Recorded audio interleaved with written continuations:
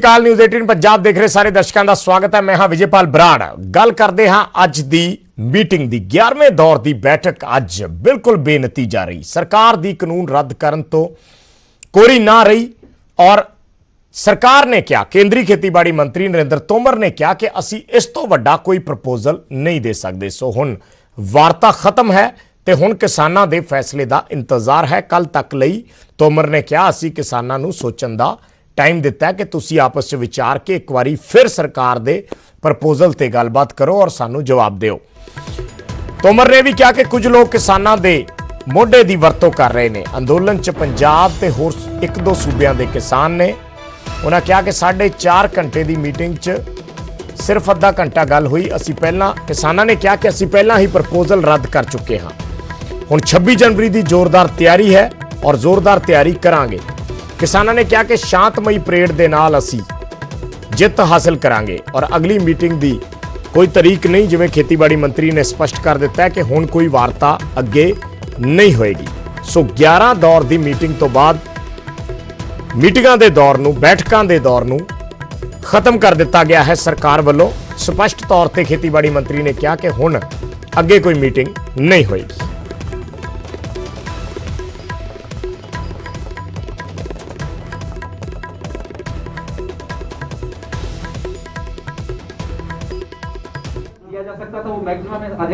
बिल्कुल, जो बेहतर विकल्प हो सकता था वो किसान यूनियन को दे दिया गया है। मुझे आशा है किसान यूनियन उस पर सकारात्मक विचार करेगी। मैंने कहा कि लोकतंत्र में सहमति और असहमति स्वाभाविक है। इस यूनियन की वार्ता के दौरान बहुत सारे संगठन ऐसे भी हैं जो हमारे प्रस्ताव से सहमत हैं, बहुत सारे ऐसे भी हैं जो असहमत हैं। लेकिन सहमत और असहमत दोनों प्रकार की यूनियन के प्रति मैंने सरकार की ओर से आभार प्रकट किया है कि उन्होंने चर्चा में भाग लिया और सौहार्दपूर्ण वातावरण में चर्चा। देखिए, स्वाभाविक रूप से जब आंदोलन का नाम किसान आंदोलन हो, विषय किसानों से संबंधित हो, किसानों के संबंधित विषय का निराकरण करने के लिए सरकार तैयार हो और निर्णय न हो सके, तो हम अंदाज लगा सकते हैं कि कोई ना कोई ताकत ऐसी है जो इस आंदोलन को बनाए रखना चाहती है और इस आंदोलन में किसान का भला ना हो जाए, इसको बारीकी से वो देख रही है। कुछ नहीं, मीटिंग च कुछ नहीं। सरकार का रवैया किसान विरोधी है और बड़ियां बड़ियां गल्लां करने वाले रोज किसानों को किसाउंदे ने साबित हो गया। ते असी उन्होंने कहे भी साडा 26 का अंदोलन लाजमी होएगा, जिहड़ी परेड करांगे और शांतमई रहेगी। एक गल बड़ी साफ करते हैं बई उस इस अंदोलन विच हुण तक जिवें शांतमई रहा है, जे कोई गड़बड़ होएगी तो सरकार ते सरकार दी एजेंसियां वालों होएगी। मैं अपने जिहड़े पिंडां विचों आ रहे ने भरा उन्हां नूं बेनती करनी चाहांगा बई जे शांतमई रहांगे तो मोर्चा जितांगे ते जे कोई वायलेंट होया इहदा मतलब वो सरकार नूं जिताउण वास्ते आ रहा है। इस फार्मूले का ध्यान रखो। नहीं, वो कुछ देण लैण नूं कुछ तैयार नहीं। गलबात इदां ही टुटदी है। होर साडा किहड़ा इन्हां दे नाल कोई बटदा रौला है। गल 10-15 मिनट वो कोई गलबात थोड़ा होंदी है। उदा बिठा के भी असीं आउणे आ, तुसीं विचार लो, असीं विचार लेने, मुड़ के हुण आके कहते एक किस्म की कह सकते हैं कि सरकार अपनी जगह पर खड़ी है, हम अपनी जगह पर खड़े हैं। हम ये कह सकते हैं कि बातचीत में से कुछ नहीं निकला, बातचीत फूट गई, आगे से कोई मीटिंग नहीं होगी। सरकार बुलाएगी तो आएंगे, मीटिंग कोई बैठक नहीं होगी, कोई तारीख नहीं, कोई वहाँ पर सरकार वहाँ पर खड़ी है, हम वहाँ पर खड़े हैं। अगली मीटिंग की तारीख वर्कआउट नहीं, एक किस्म नहीं कह सकते हैं इस तो बाद मीटिंग होगी। जो सरकार बुलाओगी तो मीटिंग होगी, नहीं तो मीटिंग नहीं। तारीख नहीं, सरकार चाहे कुछ भी कहे, मीटिंग बेसिट्टा है, पूरी तरह बेसिट्टा रही है। इस मीटिंग के कुछ नहीं लैन देन नूं। ਜਿਹੜੀ ਅੱਗੇ ਜਾ ਕੇ ਆ मतलब मीटिंग होनी है, सॉरी मतलब अंदोलन होना है, वो अंदोलन चलता रहना। अगर सरकार चाहती है कोई साडे नाल गलबात करनी, सरकार दे हत्थ च हुण पाले। सरकार ने तरीक नहीं दी अगली, कुछ नहीं, गलबात रुक गई है या गलबात एक बारी गलबात रुकी हुई है। अगे सरकार दी मर्जी है। सरकार आखिरी सवाल 26 तरीक नूं लेके की तैयारी? 26 तरीक ਨੂੰ बड़ी पद्धर ਤੇ ਤਿਆਰੀਆਂ ਤੁਹਾਨੂੰ ਪਤਾ ਲੱਗ ਜਾਏਗਾ ਸਾਰੀ। ਦਿੱਲੀ ਪੁਲਿਸ ਨੇ ਅਜੇ ਮਨਜ਼ੂਰੀ ਨਹੀਂ ਦਿੱਤੀ। नहीं मंजूरी दी भाव मतलब, लेकिन साड़ी अजे गलबात दिल्ली पुलिस वैसे दे दिता। नहीं कुछ नहीं दिता। सारी मीटिंग मतलब 18 मिनट चली है। 9-10 मिनट पहला ਤੇ 9-10 ਮਿੰਟ 20 ਮਿੰਟ ਲਾ ਲਓ ਮੀਟਿੰਗ ਚੱਲੀ ਆ। ਉਹ ਕਹਿੰਦੇ ਜਿਹੜਾ ਕੋਈ ਦੇਤਾ ਇਦੋਂ ਬਾਅਦ ਅਸੀਂ ਕੁਝ ਨਹੀਂ ਦੇਣਾ। ਨਹੀਂ ਨਹੀਂ ਨਹੀਂ ਨਹੀਂ, ਉਹ ਤਾਂ ਸਾਡੇ ਤਿੰਨਾਂ ਤੇ ਜਿਹੜੇ ਹੋਏ ਤਿੰਨਾਂ ਤੇ ਤੁਸੀਂ ਪ੍ਰਪੋਜ਼ਲ ਦੇ ਉੱਪਰ ਦੁਬਾਰਾ ਵਿਚਾਰ ਕਰੋਗੇ? ਨਹੀਂ ਨਹੀਂ, ਅਸੀਂ ਕੁਝ ਨਹੀਂ ਕਰਨਾ, ਬਿਲਕੁਲ ਨਹੀਂ ਕਰਨੀ। ਫੈਸਲਾ ਟਾਲਿਆ ਅਸਲ ਦਾ ਟਾਲਾ ਫੈਸਲਾ 26 जनवरी ਦੀ ਤਿਆਰੀ। हाँ वो तैयारी है, वो प्रबंध करना। देखिए, किसानों ने तय नहीं करना, तय तो सरकार ने ही करना है। कानून सरकार ने बनाए हैं, तय भी सरकार ने ही करना है कि उनको तोड़ेगी नहीं तोड़ेगी, एमएसपी देंगे या नहीं देंगे। हमने थोड़ा ही तय करना है। हम कोई किसी का अधिकार थोड़ा ही मांग रहे हैं, हम तो अपना हक मांग रहे हैं जो हमारा है, जो हमारा। उस प्रपोजल ਨੂੰ नहीं मन्या जाएगा, ये क्लियर हो गया। उस प्रपोजल ਨੂੰ नहीं मन्या जाएगा, क्लियर हो गया जी, उसको नहीं माना जाएगा, ये क्लियर है। और हुण अगली मीटिंग कदों होएगी? सरकार ने कोई तरीका? अगली मीटिंग का कोई अभी टाइम नहीं है। 26 जनवरी ਨੂੰ ਲੈ ਕੇ ਤਿਆਰੀ किस तरीके दी है? दिल्ली पुलिस ਨਾਲ भी गल करोगे? 26 को दिल्ली पुलिस से ही बात करेंगे और दिल्ली पुलिस को इस पे राजी हो जाना चाहिए। हमारा अनुरोध ये रहेगा, और क्योंकि और कोई रूट हमें शूट नहीं करेगा और सरकार को इसमें, पुलिस को इसमें सहयोग करना चाहिए। हमारा आंदोलन शांतिपूर्वक रहेगा। गुरनाम जी, मैं जानना चाहना कि इन्ना टाइम किवें लगा, की कुछ होया? मीटिंग शुरुआत 10 ਤੋਂ 12 मिनट चली, उस तो बाद लंबी ब्रेक, की कुछ शुरुआत होया कि मुद्दे विचारे गए, किस तरीके ना हुई? कुछ नहीं हुआ, बस उन्होंने उनका जो प्रस्ताव था हमने उस पर बता दिया कि हमें ये मान्य नहीं है। उसके बाद वो चले गए कि एक बार और अपने अलग बैठ के विचार करना तो कर लो। उसके बाद भी विचार तो वही होना था, और दोबारा से वो आए, उन्होंने कहा कि चलो फिर ठीक है, इसके बाद समाप्त करते हैं यहीं पे।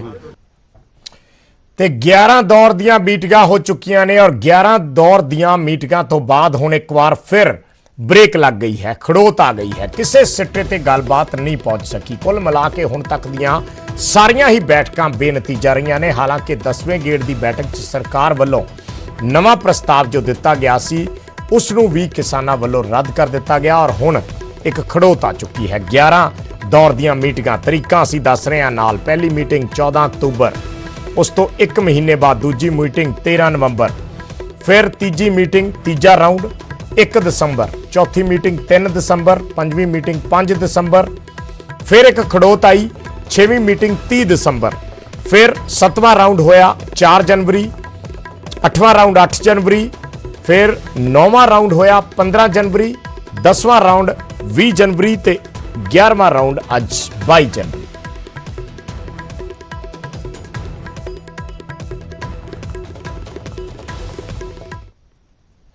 ਤੇ ਖੇਤੀ ਕਾਨੂੰਨਾਂ ਤੇ ਅੱਜ ਕੈਪਟਨ ਅਮਰਿੰਦਰ ਸਿੰਘ ਨੇ ਵੀ ਕੇਂਦਰ ਸਰਕਾਰ ਨੂੰ ਘੇਰਿਆ ਹੈ। ਉਹਨਾਂ ਨੇ ਕਿਹਾ ਹੈ ਕਿ ਮੰਡੀ ਸਿਸਟਮ ਚੱਕਤਾ, ਐਮਐਸਪੀ ਚੱਕਤੀ।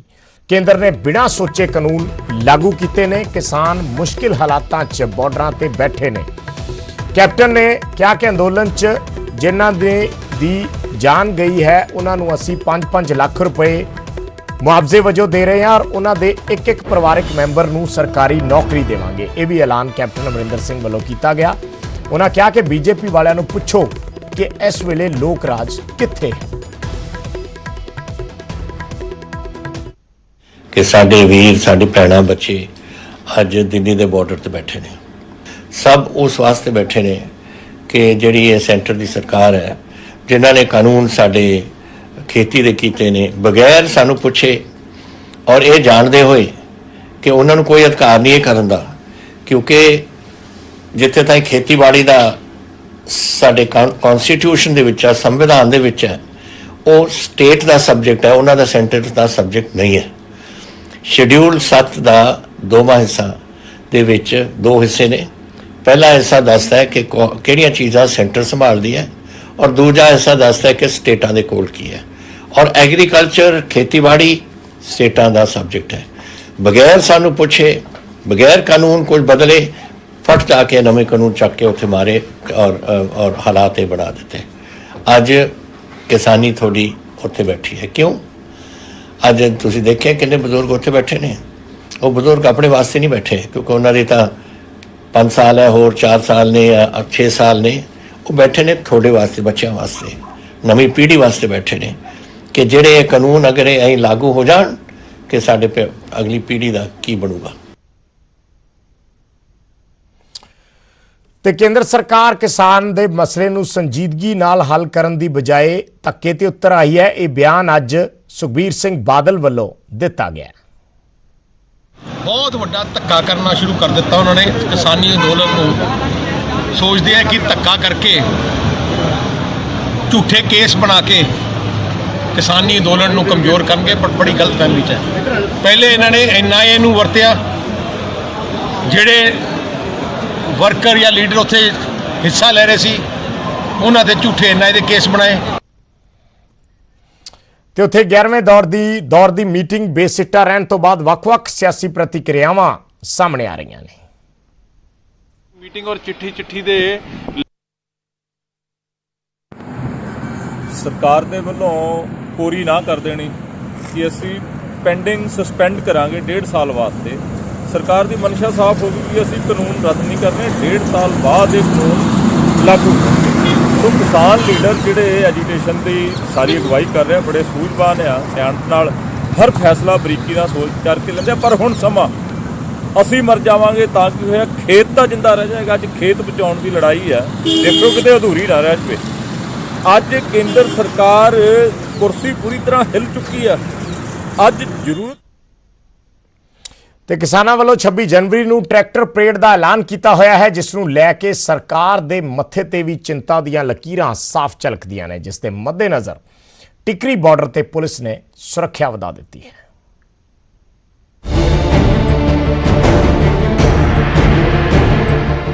ਸੀਮੈਂਟ ਦੇ ਬੈਰੀਕੇਡ, ਮਿੱਟੀ, ਕ੍ਰੇਨ ਅਤੇ ਕੰਟੇਨਰ ਦੇ ਨਾਲ ਟਿਕਰੀ ਬਾਰਡਰ ਦੀ ਸੁਰੱਖਿਆ ਵਧਾ ਦਿੱਤੀ ਗਈ ਹੈ। ਕਿਸਾਨਾਂ ਦੇ ਨਾਕੇ ਦੇ ਅੱਗੇ ਕਰੀਬ 15 ਲੇਅਰ ਦੀ ਕੜੀ ਸੁਰੱਖਿਆ ਵਧਾਉਣ ਦਾ ਦਾਅਵਾ ਕੀਤਾ ਗਿਆ।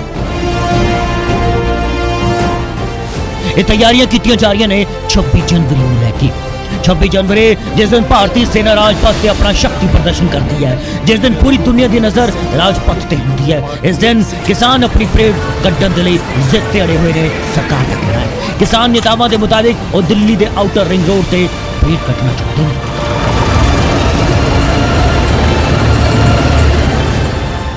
ਮੇਰੇ ਵੀ ਪੁਲਿਸ ਅਧਿਕਾਰੀਆਂ ਨਾਲ ਮੀਟਿੰਗ ਹੋਈ, ਅਸੀਂ ਉਹਨਾਂ ਨੂੰ ਸਾਫ਼ ਕਹਿ ਦਿੱਤਾ ਵੀ ਅਸੀਂ ਜਿਹੜੀ ਕਿਸਾਨ ਪਰੇਡ ਹੈ ਉਹ ਰਿੰਗ ਰੋਡ ਦੇ ਉੱਤੇ ਅਸੀਂ ਕਰਾਂਗੇ।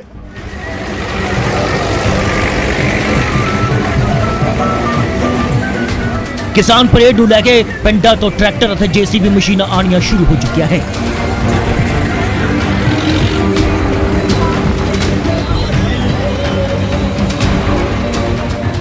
ਅਜਿਹੇ 'ਚ ਸਰਕਾਰ ਦੀ ਚਿੰਤਾ ਵੀ ਵੱਧ ਚੁੱਕੀ ਹੈ।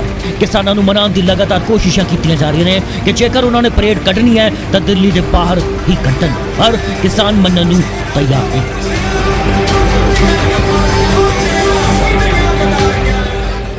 लेकिन हमने स्पष्ट कर दिया 26 को ही होगा, दिल्ली के अंदर होगा और शांतिपूर्ण तरीके से होगा। इसमें कोई ना नोकर किंतु परंतु अगर मगर की कोई गुंजाइश नहीं। ਅਜਿਹੇ 'ਚ ਟਿਕਰੀ ਬਾਰਡਰ ਤੇ ਪੁਲਿਸ ਦਾ ਪਹਿਰਾ ਵੱਧ ਚੁੱਕਾ ਹੈ। ਕੜੀ ਸੁਰੱਖਿਆ ਬੰਦੋਬਸਤ ਕਰ ਦਿੱਤੇ ਗਏ ਨੇ। ਹਰ ਇੱਕ ਨਾਕੇ ਤੇ ਕਰੀਬ 15 ਲੇਅਰ ਦੀ ਵੱਖਰੀ ਸੁਰੱਖਿਆ ਵਧਾ ਦਿੱਤੀ ਗਈ ਹੈ।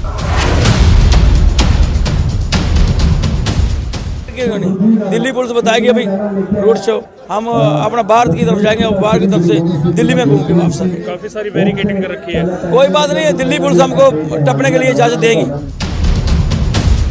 गौरतलब है कि किसान लंबे वक्त तो 3 खेती कानूनों ਨੂੰ ਰੱਦ ਕਰਨ ਦੀ ਮੰਗ ਤੇ ਅੜੇ ਹੋਏ ਨੇ ਤੇ ਦਿੱਲੀ ਦੇ ਬਾਰਡਰ ਤੇ ਵੀ ਧਰਨਾ ਪ੍ਰਦਰਸ਼ਨ ਕਰ ਰਹੇ ਨੇ। ਕਿਸਾਨਾਂ ਦਾ ਸਾਫ਼ ਤੌਰ ਤੇ ਕਹਿਣਾ ਹੈ, ਸਪਸ਼ਟ ਕਹਿਣਾ ਹੈ ਕਿ ਜਦ ਤੱਕ ਉਹਨਾਂ ਦੀਆਂ ਮੰਗਾਂ ਨਹੀਂ ਮੰਨੀਆਂ ਜਾਂਦੀਆਂ ਉਦੋਂ ਤੱਕ ਉਹ ਉੱਥੋਂ ਨਹੀਂ ਹਿੱਲਣਗੇ।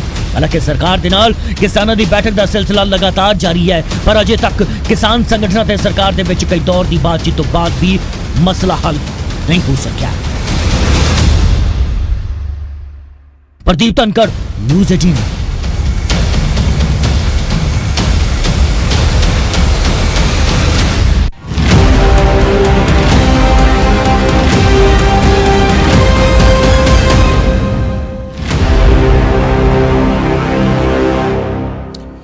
ਤੇ DSG-MC ਪ੍ਰਧਾਨ ਮਨਜਿੰਦਰ ਸਿੰਘ ਸਿਰਸਾ ਦੀਆਂ ਮੁਸ਼ਕਲਾਂ ਵੱਧ ਸਕਦੀਆਂ ਨੇ। ਦਿੱਲੀ ਪੁਲਿਸ ਦੀ ਆਰਥਿਕ ਅਪਰਾਧ ਸ਼ਾਖਾ ਨੇ ਉਹਨਾਂ ਦੇ ਖਿਲਾਫ ਇੱਕ FIR ਦਰਜ ਕੀਤੀ ਹੈ। ਮਾਮਲਾ ਕਰੋੜਾਂ ਰੁਪਇਆਂ ਦੇ ਫਰਜ਼ੀ ਬਿੱਲਾਂ ਦੇ ਨਾਲ ਜੁੜਿਆ ਹੋਇਆ ਹੈ। ਡੀਆਈਜੀਐਮਸੀ ਪ੍ਰਧਾਨ ਮਨਜਿੰਦਰ ਸਿਰਸਾ ਤੇ ਦਿੱਲੀ ਪੁਲਿਸ ਨੇ ਸ਼ਿਕੰਜਾ ਕੱਸਣਾ ਸ਼ੁਰੂ ਕਰ ਦਿੱਤਾ ਹੈ। ਉਹਨਾਂ ਦੇ ਖਿਲਾਫ ਦਿੱਲੀ ਪੁਲਿਸ ਦੀ ਆਰਥਿਕ ਅਪਰਾਧ ਸ਼ਾਖਾ ਨੇ ਐਫਆਈਆਰ ਦਰਜ ਕੀਤੀ ਹੈ। ਸੂਤਰਾਂ ਦੇ ਮੁਤਾਬਿਕ ਐਫਆਈਆਰ ਦੇ ਵਿੱਚ ਉਹਨਾਂ ਦੇ ਪੀਏ ਨਰਿੰਦਰ ਸਿੰਘ ਦਾ ਨਾਮ ਵੀ ਸ਼ਾਮਲ ਹੈ। ਇਲਜ਼ਾਮ ਨੇ ਕਿ ਮਨਜਿੰਦਰ ਸਿਰਸਾ ਨੇ ਫਰਜ਼ੀ ਕੰਪਨੀਆਂ ਤੋਂ ਟੈਂਟ, ਤਰਪਾਲ, ਕੰਬਲ ਤੇ ਹੋਰ ਸਮਾਨ ਖਰੀਦਿਆ। ਧੋਖਾਧੜੀ, ਜਾਲਸਾਜ਼ੀ ਦੇ ਤਹਿਤ ਉਹਨਾਂ ਦੇ ਖਿਲਾਫ ਐਫਆਈਆਰ ਦਰਜ ਹੋਈ ਹੈ। ਪੂਰਾ ਮਾਮਲਾ ਸਾਲ 2013 ਦਾ ਹੈ, ਜਿਸ ਦੇ ਤਹਿਤ 2019 ਦੇ ਵਿੱਚ ਸ਼ਿਕਾਇਤ ਦਰਜ ਹੋਈ ਸੀ ਤੇ ਹੁਣ ਦਿੱਲੀ ਪੁਲਿਸ ਨੇ ਮਨਜਿੰਦਰ ਸਿਰਸਾ ਤੇ ਇਸ ਮਾਮਲੇ ਨੂੰ ਲੈ ਕੇ ਸ਼ਿਕੰਜਾ ਕੱਸਣਾ ਸ਼ੁਰੂ ਕਰ ਦਿੱਤਾ ਹੈ। ਉਧਰ ਯੂਪੀ ਪੁਲਿਸ ਨੇ ਮਨਜਿੰਦਰ ਸਿਰਸਾ ਨੂੰ ਪੀਲੀਭੀਤ ਦੇ ਬਿਲਾਸਪੁਰ ਤੋਂ ਹਿਰਾਸਤ ਦੇ ਵਿੱਚ ਲੈ ਲਿਆ। ਹਾਲਾਂਕਿ ਕਰੀਬ 1 ਘੰਟੇ ਬਾਅਦ ਉਹਨਾਂ ਨੂੰ ਛੱਡ ਵੀ ਦਿੱਤਾ ਗਿਆ। ਇਸ ਬਾਰੇ ਮਨਜਿੰਦਰ ਸਿਰਸਾ ਨੇ ਕਿਹਾ ਕਿ ਉਹਨਾਂ ਦਾ ਕਸੂਰ ਬਸ ਇੰਨਾ ਹੈ ਕਿ ਉਹ ਕਿਸਾਨਾਂ ਦੇ ਹੱਕ ਦੇ ਵਿੱਚ ਆਪਣੀ ਆਵਾਜ਼ ਬੁਲੰਦ ਕਰ ਰਹੇ ਨੇ। ਔਰ ਮੈਨੂੰ ਕਿਉਂ ਅਰੈਸਟ ਕੀਤਾ ਜਾ ਰਿਹਾ ਮੈਨੂੰ ਪਤਾ ਨਹੀਂ। ਰਾਤ ਦਾ ਟਾਈਮ ਆ ਔਰ ਕਿਸੇ ਕਾਰਨ ਨਹੀਂ, ਕੋਈ ਕਾਰਨ ਨਹੀਂ, ਆ ਡੀਐਸਪੀ ਸਾਹਿਬ ਆ ਰਹੇ ਨੇ ਔਰ ਮੈਨੂੰ ਕਹਿ ਰਹੇ ਆਪਣੀ ਮੇਰੀ ਗੱਡੀ 'ਚ ਬੈਠੋ, ਮੈਂ ਤੁਹਾਨੂੰ ਅਰੈਸਟ ਕਰ ਰਿਹਾ। क्यों कर रहे हैं? मैं कहा भाई क्यों लेके जा रहे जे, पता नहीं, पर मैं बड़ा हैरान हाँ भाई, ले चलो, अरे हमें अपने लोगों को बता तो लेने दो।